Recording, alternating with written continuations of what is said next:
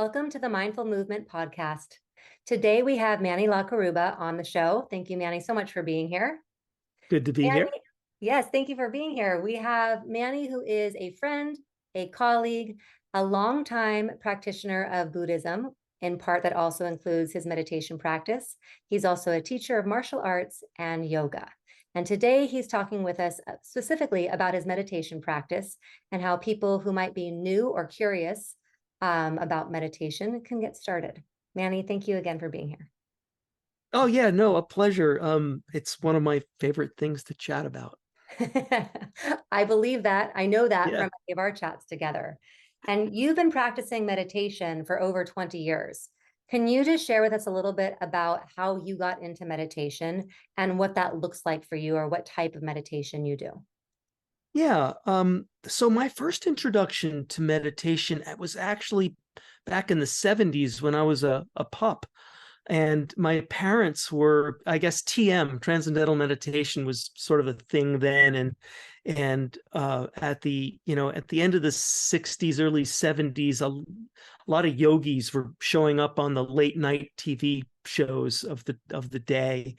And I remember my folks having this book, and that was my first introduction to meditation. And it was, I wasn't doing it really correctly. I had no formal instruction, but I played with it a little bit, and it sort of stuck with me, and it planted a seed for Eastern philosophy, really, at the end of the day. And then, fast forward a few decades, and I got introduced to Tibetan Buddhism. And of course, meditation plays a very big role in Buddhist practice, as it does in many, Eastern religious / philosophical practices. I actually think you could even say that in Christianity, deep prayer, is a form of meditation. So you see this type of practice really throughout all cultures, I believe. It's just, you may not call it that. So that was my first introduction. Then, of course, I got formally introduced. My Lama is an American who achieved I think it's the first American to become, to get the title of Geshe, which in Tibetan Buddhism is like a doctor of theology. And he was pretty strict about making sure you do it the way it's been done for thousands of years, and don't let all this new age stuff corrupt your meditation practice, because it will not keep you on the Buddhist path. And a lot of people, come to meditation and they're not maybe so interested in being a Buddhist or a Hindu or a yogi or, or Zen or, Zen Buddhist or Tao. It doesn't really matter. They're interested in getting the benefits from it. And so one thing that was drilled into me was it's simply a tool and you can apply it however. So I'm sort of getting away from the question of how I got into it, but that's how I got into it, was formal meditation one-on-one, not one-on-one, but in a class setting, in a teaching setting, in a formal teaching setting with a Lama. And also he has his name is Geshe Michael Roach, if you want to look him up online. If you want to, he offered a number of courses, right, that he taught in New York over 6-7 years. And there's a whole course on meditation there. And it's like 10 classes with quizzes and a final exam and, weekly meditations and all that. So, and so that's like 15-16 hours of instruction and a whole bunch of other ancillary stuff. And then, of course, my friends, because I have friends who are on the same program, and we go back and forth with our meditation, discussing meditation. So I have a question for you about that. How often do you meditate, and for how long? Is it a daily thing for you, a weekly thing? What does it look like? Yeah. Ideally daily, right? Ideally daily. But it ends up being like 4 or 5 times a week, because life intervenes and does what it does. And ideally an hour, which I basically can't get to an hour. but the magic starts to happen after once your practice gets up to about 20 minutes. So if you're a beginner and you want to start to meditate, don't try to sit for more than 10 minutes. You can't. Just Well, and you'll be leading some beginners in our Mindful Movement Summit coming that's right. here on Sunday, August 6th. That's right. So, you definitely have experience leading people who are new to meditation into the Right. practice. And Yeah. one of the things that you and I have spoken about that I would love for you to share with others is here we are co-hosting the Mindful Movement Summit. And many people use the terms mindfulness and meditation synonymously. Hmm. You have shared with me they are not the same thing. Can you please explain Yeah. your Yeah. definition between the two? Just to finish the last question, about a half an hour. Oh, I sit for a half an hour. okay. And that's a sweet, and sometimes a little longer. If it's going really well, you let it roll. And sometimes I'm just a little too agitated. I've checked too many emails beforehand and I cut it off a little early because I can't keep my mind focused. But yeah, mindfulness is really just, what's funny. I have this odd association with mindfulness. I remember being in London and being riding the tube, and there's this voice that comes on, mind the gap. And what he really means to say is, don't be a doofus and get your foot stuck in the gap between the train and the platform. You pay attention to what you're doing. And that's really what mindfulness is. It's this, being in the present moment, paying attention to what you're doing, being focused on what you're doing. A lot of productivity experts would call it a flow state or something like that. And it's really,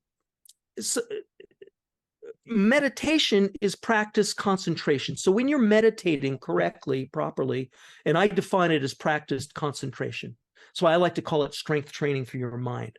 So when you concentrate, you're working this muscle, just like when you lift a dumbbell or something, you're working this muscle here, so very similar. And there's a limited amount of time you can do before you just get tired and you have to stop. And it's the same with this muscle. But we want to This go muscle's for the brain, just for people who can't see it. Yeah. Oh, yeah. That's People who are right. I'm listening to this on pointing the my head. Yeah, podcast, because we're this on muscle, video. Right. meditation is the brain, lifting weights is your bicep. Right. Right. Right. So if you're lifting weights, you're working maybe your bicep or something. And when you're thinking hard, and make it both can be fatiguing, but we want to train so that we can do more, right? Same with running. You're a runner, right? So you've trained so you can run longer. Absolutely. And so you use, it's like a good stress, as it were, right? Where you work the muscles, whether it's your mental muscle or otherwise. So when you are meditating, you are being mindful because you are in the present moment. You have an object of your meditation, and the idea is to let that carry over into your daily life so that your mind doesn't flit around as much over time. You'll be able to focus more because that's what you're doing when you meditate. So that's really the difference. Mindfulness is what you bring to your daily life from your meditation practice, which is mindfulness, but it's a formal mindfulness. And I would add one other word. There's another M word, meditative.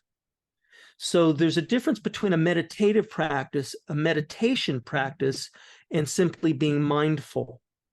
Oh, I agree wholeheartedly. My running is a meditative practice. Yeah, it's a meditative practice. You're in a groove, you're moving.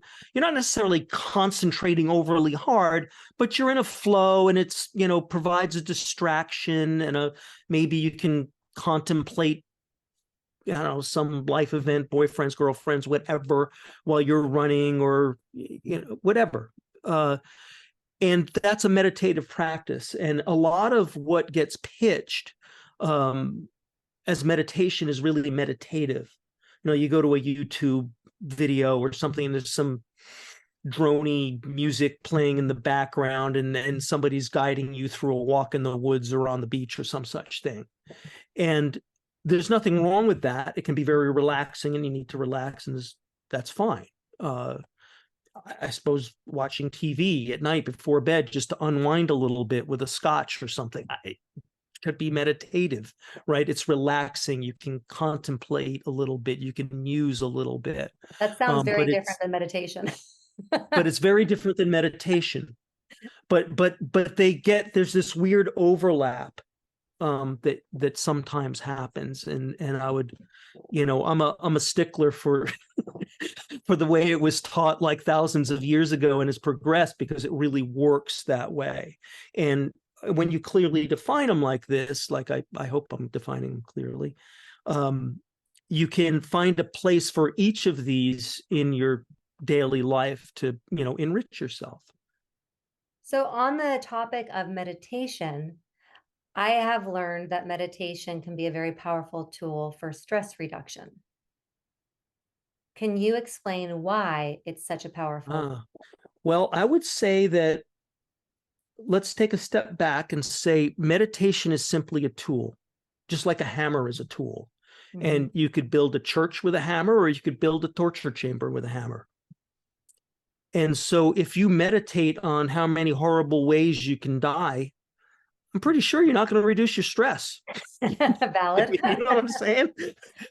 Right. So if the object of your meditation is to worry about, getting cancer, or how many ways you could crash your car, and people do this, right? People wallow. This is, at the root of a lot of mental illness and depression and anxiety issues that arise, is because we sit there and mull over in our heads, meditate on these sort of negative things, right? Almost by accident. And so a meditation practice, as we conventionally think of it, ought to be on the object of your meditation. And that's one of the first clues. If you go out looking, I would say this to our listeners, if you go out looking for, a guided meditation, or a meditation teacher, or meditation course online, and hopefully we'll offer one through Mindful Movement soon, actually. That's the intention. Yeah, I think By the way, it'll be you offering it. It'll be me offering it, right? To be clear. Check back in a few months. You ought to have some concrete thing that you're working on. Maybe you're trying to deal with some emotion, like anxiety. I used to suffer terribly from anxiety issues. And I would use meditation, and we should at some point talk about different types of meditation. But I would use an analytical meditation, like, where is this coming from? Why do I feel that way, really? And sort of use the meditative state or the meditation state to examine your emotions, to examine my emotions in this case, and get at the root of that. And like, why should that be? And it's a wonderful tool for getting at the root of problems. And stress, you use the stress specifically. I think anxiety is a very close cousin to stress, right? A response to stressors, right? Yeah, I don't know. Anxiety, I define anxiety as an unlabeled fear. Right? You've got a fear of something and you haven't really fine-tuned it. Stress, you're stressing yourself when you go on a trail run, right? Your physical stress. We stress ourselves when we go to the gym and lift weights. That's a physical stress. But our mental framework is that this is a good thing and I'm helping myself. Now, you can do that. You can use meditation to look at your work. Why do I get so freaked out and my stomach gets tied in knots and I get a stomach ache as my inbox fills up when I'm at work? Or I have a report due and I have enough time and I know how to do it, but I'm like, I'm hyperventilating about having to write this report or some such thing in your work life. And so one of the ways you can use meditation to alleviate these symptoms is to get in and examine carefully, what's at the root here behind these emotions. But then there's I think the simpler answer that maybe you were looking for was it's sort of the slow breathing and just sitting in a restful posture, where you're using, and we haven't talked about the posture yet, but there's a reason we sit the way we sit in that traditional meditation posture. It's sort of it's the parasympathetic nervous system gets Mhm. activated, and you reduce the stress hormones. Is that cortisol? I think it's called. Yeah, It it's one will of them. come down when you do that. You regulate your breathing. You're not letting your mind jump around to worry about various things that are happening in our lives, and our lives are busy these days at a level that they weren't historically. So One of the things on our website is actually underneath in the video library, underneath our mindfulness filter is three-dimensional breathing, which is ah all about using the breath to slow the body down and stimulate the parasympathetic nervous system so that you right, your heart rate, decrease your blood pressure, and just taking exactly. those slow, deep breaths makes such a big difference. And to your point about meditation, and depending upon what you're focusing on, my next question for you is going to be, how is meditation such a powerful tool for personal transformation? But I think the answer is pretty much the same. It depends upon how you meditate and whether or not it can actually lead to Yeah. positive personal transformation or not, depending upon where you're putting your focus and your energy and where you're concentrating. That's exactly right. That's exactly right. So I mean, breath meditation is extremely popular, and I start all of my meditations with the breath. Just that's all I'm concentrating on, and that is the focus of meditation is the breath, and that's where you start. Yeah. Is focusing on the tip of your nose or a spot that on your belly that's rising and falling or something like that with your breath. In meditation, however, we don't try to control the breath. So there are breathing techniques like the one that you did posted recently. And like they teach these breathing techniques to the military, to calm themselves down in a very stressful battlefield environment or combat environment, It's also because used it for works. post-traumatic stress disorder. Yeah, for everything. I mean, it gives you a way to just bring it in, Yeah. um, which is one of the foundations of yoga, is to come inward, right? Yeah. Um, for personal transformation, if you can just these basic benefits, even if you don't use it to explore, deep philosophical, concepts, which is what I mean, most of my meditations these days are analytical meditations on the nature of mind lately. I've been, although anticipating this interview, I the object of my meditation this morning is, what really is stress? Like, what is that? Like, Mm. and why do I let myself get stressful? And one of the things that came to mind is the samurai, right? These guys were prepared to die at almost any moment Wow. and meet their death with calmness and Dignity. and dignity, right? And because if you let yourself get freaked out, you're going to lose that sword fight, right? If you let yourself get angry, if you let emotions overcome you in what in that incredibly stressful environment, you're not likely to win the sword fight. Right. But if you can remain calm under that pressure, and the only way I know to do that is with some sort of meditative or meditation practice, Yeah. right? So it's interesting how this comes up in various aspects of life, historically and present day, across all different aspects and cultures. Right. And how would you kind of touched on this a little bit, but how would you suggest that someone get started if they're interested in learning to meditate? Wow, because I had such a unique I don't know if my journey was unique really, but there's an awful lot of stuff online. And I was at the grocery store at Whole Foods, I don't know, like a month ago, and I saw this. I'm holding up a meditation magazine that doesn't have a lot of useful information in it, I'm sorry to say, but it's mostly new age BS. Um, and that's really unfortunate. But it is what it is. So I would offer these few guidelines. There is good stuff on the internet. You just have to know how to separate the wheat from the chaff, as it were. And so you start with, a solid posture. And that doesn't mean you have to sit in a full lotus position on a cushion. You can do this in a chair, but it has to be an intentional posture, right? Because our body position wants to mirror the intentionality that we're bringing to the meditation practice.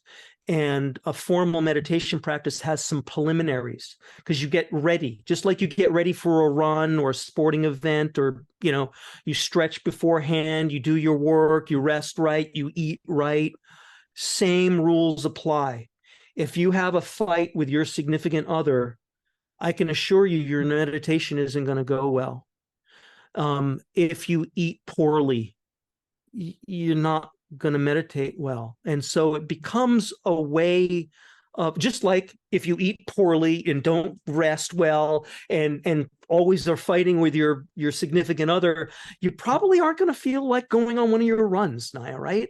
Or when you do decide to go, you're going to feel it the whole time you're running. Yeah, it's the same thing. And it's so, there should be a teaching that speaks to this. So if they're talking about doing some preparatory stuff and making sure that you have an intentional posture where your spine is nice and aligned and you're not holding excessive tension, but you're not flopping on your back or crunched over, or they don't talk about it at all.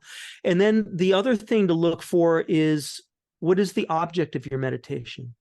And the breath is a great place to start. There are other, maybe we can talk a little bit about the different types of meditation, but simple breathing meditation is the place to start. But it is, at the end of the day, you're not examining your emotions, your life, or relationships, or anything by focusing on your breath. It will have those other benefits, what we talked about with activating the parasympathetic nervous system and chilling you out a bit, and it becomes a little more sort of crosses over into meditative rather than meditation. But it's where you start, and then you can bring in other stuff. So look online, make sure you're following kind of what you said, Right. Clear on the posture, making sure that you're focusing on having an object of your meditation.